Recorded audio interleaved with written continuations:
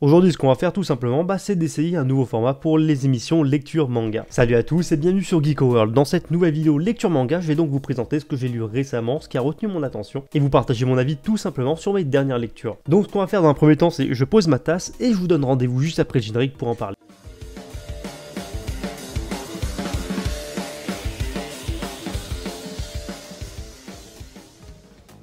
Avant d'aller plus loin, si c'est toujours pas fait, je ne peux que vous inviter à lâcher les pouces bleus. Plus il y a de pouces bleus, plus justement mon contenu sera mis en avant sur YouTube, donc un grand merci à vous. Vous avez également la possibilité, si c'est pas toujours fait, c'est dommage, de vous abonner à la chaîne. C'est totalement gratuit, ça m'apporte un grand soutien. Et si vous aimez mon contenu, bien entendu, je suis disponible sur Twitter et Instagram. Les liens sont en description et à l'écran directement. Bref, le programme de la journée est assez conséquent en termes de lecture manga et on va pas traîner. On commence directement avec Demon Slayer à son 15e volume. Oui, il y a un léger décalage entre les sorties françaises et au moment où sort cette vidéo, mais je vais essayer de le rattraper. Dans un premier temps, ce 15e volume il permet de conclure justement l'arc des forgerons, qui était très intéressant de mon point de vue par rapport, on va dire, au lore de Demon Slayer, et bien que je vous avoue que j'ai quand même ressenti quelques longueurs par rapport à la fin de l'arc. C'est également un tome qui, bon, je vais pas vous spoiler, mais qui laisse pour la première fois entendre que la fin est très proche, et qu'on se rapproche vraiment de la fin du manga, ou en tout cas de sa dernière ligne droite au vu de ce qui se passe dans ce volume. Donc le dernier acte du manga est désormais lancé. Le tome nous propose également, on va dire, une belle mise en avant des piliers, et offre même au personnage de Tamioka, donc à savoir le pilier de l'eau, qui était jusqu'à là un personnage, on va dire, assez mystérieux dont on savait rien, mais qui pourtant nous intéressait parce qu'il avait l'air assez charismatique. Donc là maintenant, cette fois, on en apprend plus sur lui. Bref, un très bon 15e tome, et je vous fais très prochainement la review du tome 16. On perd pas de temps et on enchaîne avec le 7e tome de Chainsaw Man, un tome qui fait clairement passer l'histoire de Chainsaw Man à un niveau supérieur. Ce que j'adore avec Chainsaw Man, c'est qu'en plus d'être un manga totalement what the fuck et totalement barré, c'est un manga qui sait en mettre plein la vue en tant que lecteur, et le tout dans des scènes absolument jouissives. Parce qu'après les événements du tome 6, donc en fait les pouvoirs de Denji et le mystère qui est autour de Denji est révélé, on va dire, aux yeux du grand public, aux yeux du monde, qui va forcément d'un coup attirer sur Denji l'attention des criminels du monde entier. Et donc Denji va se retrouver sous protection rapprochée, alors qu'il sera traqué par des tueurs des quatre coins du monde. Ce qui est bien également avec ce volume, c'est que c'est un tome qui nous apprend également beaucoup sur le mystère, on va dire, du Chainsaw Man, ainsi que sur ses origines. On commence à nous dévoiler des choses assez subtilement. Et le reste du tome est toujours aussi efficace, on va dire. Au cours de ce volume, on s'attarde également, on va dire, sur la vie des Devil Hunters, où justement on en apprend plus sur, on va dire, leur train de vie au cours de certains dialogues. Et en plus, le tome se conclut sur des révélations des plus surprenantes. Donc l'attente jusqu'au tome 8 risque d'être encore longue. Vous m'avez beaucoup demandé la review, donc on va directement passer à My Hero Academia tome 27, un tome absolument incroyable. Et sincèrement, je trouve que c'est difficile de trouver d'autres mots que incroyable pour qualifier ce tome qui est absolument grandiose. Y a pas à dire, c'était une vraie claque. Dans ce nouveau volume, comme disait justement à la fin du volume 26, les héros passent enfin à l'action contre la Ligue de Libération. Et l'affrontement commence enfin d'une façon assez impressionnante, on va dire. Et bien entendu, les élèves de UA sont bien entendu de la partie pour cette mission des plus importantes. Bref, en gros, pour faire simple, ce volume, en fait, c'est tout simplement un enchaînement d'actions du premier chapitre au dernier chapitre du volume. Et il se passe selon moi des choses assez surprenantes, surtout concernant le docteur Garaki, qui est un des personnages marquants, on va dire, de ce volume. Parmi les autres personnages marquants de ce volume, on retrouve également Mirko, un personnage qui nous était teasé depuis quelques temps, et qui fait, je pense on peut le dire, une entrée fracassante justement dans ce volume, et dans l'histoire par la même occasion. Et les personnages qui brillent également dans ce tome, c'est tout simplement Hawk et Twice, mais j'en dis pas plus. Et sur ce volume, encore une fois, il y a beaucoup de choses à dire, mais encore une fois, voilà, je vais pas vous spoiler. Et un des trucs que j'ai le plus aimé justement dans ce volume en tant que grand fan du personnage, mais j'ai vraiment beaucoup aimé le fait, on va dire, que l'ombre de Shigaraki plane tout au-dessus du volume, et ce du premier chapitre au dernier chapitre. Et on sent vraiment qu'en fait Shigaraki, c'est tout simplement une bombe à retardement prête à exploser. J'ai vraiment beaucoup aimé cette ambiance, donc le personnage n'est pas là, mais on sent vraiment toute sa présence. Et perso, j'ai trouvé que c'était plutôt un joli tour de force de la part de Koichiro Ikoshi, donc franchement c'était bien joué. Bref, un tome absolument incroyable. On enchaîne avec un peu de douceur cette fois avec quand Takaki me taquine. Et pour moi, il n'y a pas à hésiter, c'est clairement une de mes lectures favorites du moment. À chaque fois qu'il y a un tome qui sort, c'est un véritable plaisir. Un des points forts et un des aspects, on va dire, les plus agréables de ce nouveau volume, c'est qu'il prend un peu plus de temps justement de développer les autres personnages que Nishikata et Takagi, qui, on va pas se mentir, est très plaisant et apporte un véritable vent de fraîcheur, surtout parce que d'habitude l'histoire est vraiment focalisée sur nos deux héros. Et quand bien souvent cette nouveauté intervient vraiment en début de volume, on va dire, sinon après la recette du manga ne change pas. Et l'histoire repose vraiment toujours, encore une fois, sur la relation entre Takaki et Nishikata, qui évolue petit à petit et au fil du temps. Le tome nous expose également, on va dire, de façon un peu plus concrète et directe, les sentiments de Takagi, on va dire, à l'égard de Nishikata, qui en temps normal est plutôt rarement montré dans le manga. Donc voilà, pour moi c'est toujours un plaisir à lire. En plus on est bientôt à 10 tomes en France, donc ça fait plaisir. Cette fois on est parti pour le 4e et avant-dernier tome de Swing Ace déjà. Et c'est un tome, on va dire, un peu plus surprenant que d'habitude, parce que c'est un tome, on va dire, la compétition et l'action pure et dure est un peu plus en retrait. Et beaucoup de moments d'action sportifs, on va dire, qu'on attendait peut-être sont ellipsés, c'est dommage. Mais au final c'est plutôt une bonne décision scénaristiquement, on va dire, parce que ça permet justement de mettre un peu plus le scénario au profit de l'évolution des personnages, de leur développement. Et sachant que là, on fait tout simplement face à un avant-dernier tome, je trouve que c'est, on va dire, une bonne chose. L'histoire dans ce volume va vraiment s'attarder, on va dire, sur les sentiments, les motivations de chacun de nos héros, chacun des personnages principaux, et commencer même, on va dire, dire, à résoudre, en fait, à délier certains problèmes et certaines relations sentimentales qui avaient été instaurées en début de tome 1. Donc là, on commence vraiment à résoudre tout ça. Et mine de rien, au cours de la lecture de ce volume, tu sens clairement que on nous prépare, mine de rien, au volume final qui arrivera juste après. Mais encore une fois, voilà, je trouve ça vraiment très plaisant parce que du coup, le manga a un côté beaucoup plus tranche de vie que manga sportif. Par contre, le truc qui me gêne un petit peu, c'est que malgré tout, au cours de la lecture de ce 4e volume, tu te rends compte qu'il reste encore beaucoup de points à aborder. Et je pense que du coup, le grand final ira vite, voire même peut-être un peu trop vite. Et pour moi, c'est impossible que le manga se conclue aussi facilement. Il y aura forcément des ellipses et des trucs qui vont passer sous silence. Donc bon, on verra bien de toute façon, mais pour moi, on va dire Swing Ace reste un très bon divertissement. Il n'y a absolument aucun tome ne m'a déçu jusqu'à là, donc il n'y a pas de raison pour que ça se finisse, on va dire, mal. Parlons cette fois du manga Shaman King, mais dans sa Star Edition. Alors ça fait quelques temps déjà que je reçois, on va dire, ce manga de mon enfance de la part des éditions Kana, que je remercie parce que c'est vraiment sympa de leur part.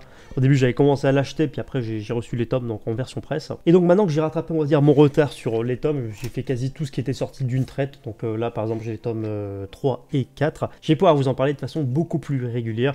Donc c'est pour ça qu'aujourd'hui, j'ai décidé de vous parler du tome 5 et je vais me mettre à jour petit à petit au fur et à mesure des vidéos. Et je trouve ça vraiment pas mal que donc on commence notre review avec le 5e tome de Shaman King, parce que c'est tout simplement un des meilleurs tomes depuis le début du manga, donc depuis le début de la Star Edition. Tant pour moi, il apporte beaucoup de choses à l'histoire. Shaman King, c'est vraiment un manga que j'adore, que j'apprécie tout simplement parce que dans un premier temps avec Dragon Ball, c'est un peu l'œuvre qui m'a fait aimer, apprécier et devenir fan tout simplement. Ça a vraiment fait naître en moi une passion pour l'univers du manga. Mais c'est un manga également que j'adore parce que c'est un manga, on va dire, qui prend beaucoup d'ampleur au fil des tomes. Parce qu'au début avec Shaman King, on passe, on va dire, à un début très classique, voire peut-être un peu trop classique, à une œuvre qui gagne beaucoup en intérêt au fil des chapitres, au fil des tomes, avec notamment une histoire solide, je trouve, qui arrive à, on va dire, à se renouveler, à se diversifier, mais également une bande de personnages vraiment haute en couleurs, extrêmement intéressants, extrêmement riches, développés, et que je trouve vraiment efficace. Après sa défaite contre Yo dans le tome 4, Ren justement partait en fait à la fin du tome 4, on va dire, à l'assaut du château de son père, pour essayer de vraiment se débarrasser de son père, de le tuer. Mais malheureusement, à la suite de ça, Ren se faisait donc capturer, et Yo partait justement au secours de Ren, à la suite de la demande de Bison. Et dans le 5e tome, donc, c'est peut-être ma déception, mais on va dire, on va conclure en fait rapidement cet arc, pour enchaîner directement, on va dire, sur la suite du Shaman Fight, qui va prendre cette fois une tournure, on va dire, de road trip à travers l'Amérique. Et perso, c'est un arc que j'apprécie, que j'avais oublié avec le temps, mais c'est un arc que j'apprécie vraiment, tout simplement, parce que ça permet de donner une nouvelle dynamique au manga, lui donner une nouvelle dimension. Et voilà, vraiment, scénaristiquement parlant, ça lui donne une toute nouvelle saveur, donc ça fait plaisir. Et en plus, ça lui donne une ambiance très particulière, un peu comme avait par exemple Jojo sur sa partie 3, où vraiment on a une bande de héros qui voyagent en fait un peu à travers le monde. Alors, on retrouve vraiment un peu cette ambiance, justement, dans ce 5e tome de Shaman King. Le 5e tome de Shaman King en Star Edition introduit également de façon, on va dire, plus concrète le personnage de Ao, le gros bad guy, l'antagoniste majeur de Shaman King. L'auteur profite également justement de l'arrivée de ce personnage dans l'univers pour développer tout le lore et tout le background par rapport à Shaman King, par rapport à l'histoire et par rapport au background de l'univers des chamans. Et d'ailleurs ça rejoint tout simplement ce que je disais juste avant, parce que plus l'univers se développe, plus l'univers de Shaman King devient intéressant. Bref, un tome vraiment intéressant qui apporte beaucoup à l'œuvre et j'ai vraiment très hâte de vous parler de la suite. Et là aussi, j'avais pas eu l'occasion de vous en parler encore, donc je vais vous en parler directement. C'est une autre réception que j'ai de la part de Kana Edition, donc encore une fois merci à eux. Il s'agit du manga Yawara. Et pour moi en fait, avec le manga Yawara, c'est simple, c'est tout simplement le manga qui démontre tout le génie de Naoki Urasawa. Et je pense que les gens qui lisent justement Yawara seront d'accord avec moi, parce que perso de mon point de vue, j'ai toujours pensé que Naoki Urasawa c'est typiquement le genre de mangaka qui peut te parler de n'importe quel sujet, n'importe quel manga et te le rendre intéressant. C'était ce que j'avais dit par exemple sur ma critique, on va dire, de Hatsum, donc le récit d'histoire courte de Naoki Urasawa. Mais pour le coup, le manga Yawara, c'est l'exemple même parfait par rapport à tout ce que je disais, parce que sur le papier, on va pas se mentir, un manga tranche de vie, on va dire, qui traite du judo, c'est pas spécialement intéressant. Enfin moi personnellement, je suis assez indifférent par rapport à cette thématique. Mais dès que tu connais l'artiste et toutes ses qualités scénaristiques, c'est autre chose. Et encore une fois, vraiment, Yawara en est l'exemple parfait, parce que Naoki Urasawa, il va donc partir d'une base assez simple, le judo et on va dire le manga tranche de vie, et t'en faire vraiment un truc hyper captivant et très accrocheur. Et donc la plus grosse partie, on va dire, de ce volume se focalise sur la compétition Kuji TV, un arc très intéressant parce qu'il va permettre justement à Yawara en fait d'avoir un premier développement, mais on en parlera un peu plus loin. Et ce qui est intéressant, c'est que justement Naoki Urasawa joue justement sur la narration, sur le rythme, etc. de son manga, pour vraiment rendre cet arc accrocheur, bien que au premier abord on se focalise vraiment pas sur l'action, mais on va plus se focaliser sur tout ce qui se passe autour justement de la compétition. Et donc en quelque sorte on va se retrouver avec un tournoi, mais qui sera intéressant parce qu'on va se focaliser plutôt sur tout ce qui est autour du tournoi et pas sur le tournoi même. D'ailleurs même justement les affrontements seront assez expéditifs par rapport aux affrontements de Yawara, qui donne d'ailleurs un aspect assez comique qui est peut-être redondant à certaines scènes, mais ce qui laisse pas le lecteur. En tout cas voilà, avec ce troisième tome on est bien face à du Naoki Urasawa et tout ce qui est rythme, tout ce qui est narration, c'est absolument irréprochable. Et comme je vous le disais justement juste avant, dans ce volume on est face à une première véritable évolution pour le personnage de Yawara, parce qu'elle va tout simplement au fil de cet arc et au fil des chapitres évoluer et on va dire un peu plus s'ouvrir au judo, l'aimer, elle qui en faisait pas du tout une priorité, qui manquait d'intérêt pour ce sport. Donc voilà pour ce tome tome dont la structure, on va dire scénaristique, est assez classique, on va pas se mentir, mais qui brille comme toujours par la qualité de narration de Naoki Urasawa et le rythme qu'il instaure d'ailleurs au cours justement de son œuvre, qui permet tout simplement au lecteur d'être captivé de A à Z par rapport justement à cette série, bien qu'on soit pas focalisé à 200% sur l'action. Bref, pour moi, Yawara, c'est simple, c'est vraiment du très bon, surtout si vous êtes fan du travail de Naoki Urasawa. En plus, l'édition est absolument incroyable, donc je vous ai pas montré les précédents tomes, mais que ça soit en fait la qualité d'impression, l'encre, les pages couleurs, la traduction, etc. Je trouve que Kana a vraiment fait un boulot formidable, ça fait vraiment plaisir, d'autant plus quand on est fan du mangaka. Enfin bref, en tout cas, voilà donc pour cette vidéo review sous ce nouveau format. N'hésitez pas à me donner votre avis justement sur ce format. Je vous avoue que cette fois maintenant je vais le retour quand je me filme directement, donc ça me fait bizarre, mais bon, je pense que c'est une question d'habitude. Et n'hésitez pas à me donner votre avis vous sur justement les mangas que j'ai présentés, quel est votre avis sur ces tomes. Et si ce format vous plaît, bah je pense qu'on va continuer comme ça. En plus pour moi c'est beaucoup plus facile de poser